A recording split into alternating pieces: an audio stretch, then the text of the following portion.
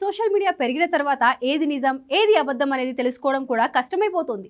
చేతిలో ఫోన్ ఉంది కదా అని ఇష్టం వచ్చినట్లు తప్పుడు వార్తలు సోషల్ మీడియాలో బాగా వైరల్ చేస్తున్న వాళ్ళ సంఖ్య ఎక్కువైపోతుంది.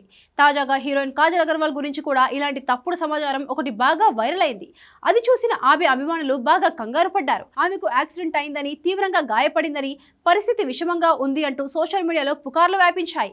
ఈ వార్తలు చూసి కాజల్ అభిమానులు కంగారు పడ్డారు. విషయం తన దృష్టికి రాగానే వాటిని ఖండిస్తూ కాజల్ ఒక ట్వీట్ చేసింది. నేను క్షేమంగా ఉన్నాను, నాకు ఎలాంటి యాక్సిడెంట్ జరగలేదు, దయచేసి ఇలాంటి తప్పుడు వార్తలను నమ్మకండి అని ఆమె సోషల్ మీడియా వేదికగా క్లారిటీ ఇచ్చింది. ఆమె రియాక్షన్ చూసిన తర్వాత కానీ అభిమానులు ఊపిరి పీల్చుకోలేదు. ఇది కేవలం కాజల్ విషయంలో మాత్రమే కాదు, గతంలో కూడా చాలా మంది హీరోయిన్లపై ఇలాంటి తప్పుడు వార్తలు వచ్చాయి. కొందరిని అయితే మరీ దారుణంగా బతికుండగానే చచ్చిపోయారు అంటూ సోషల్ మీడియాలో వైరల్ చేశారు. ఆ మధ్య లెజెండరీ నటి శారద చనిపోయారు అంటూ సోషల్ మీడియాలో వార్తలు వైరల్ అయితే భయంగా ఆమె కెమెరా ముందుకు వచ్చి నేను బతికే ఉన్నాను అని చెప్పుకోవాల్సిన పరిస్థితి వచ్చింది. అతిలోక సుందరి శ్రీదేవి విషయంలో కూడా ఇదే జరిగింది. ఆమె ఒక ప్రమాదంలో చనిపోయారని పుకార్లు వచ్చాయి. ఎవరి దృష్టి తగిలిందో తెలియదు కానీ ఆ వార్తలు వచ్చిన 2 ఏళ్లలోనే ఆమె నిజంగానే చనిపోయారు. ఈ మధ్య కాలంలో నటి సుహాసిని మణిరత్నంకు యాక్సిడెంట్ అయిందని గాసిప్ వచ్చింది. కానీ వెంటనే సుహాసిని రియాక్ట్ అయింది. అలాగే సీనియర్ హీరోయిన్ రంభ కూడా యాక్సిడెంట్ లో చనిపోయిందంటూ ఆ మధ్య సోషల్ మీడియాలో తప్పుడు వార్తలు వచ్చాయి.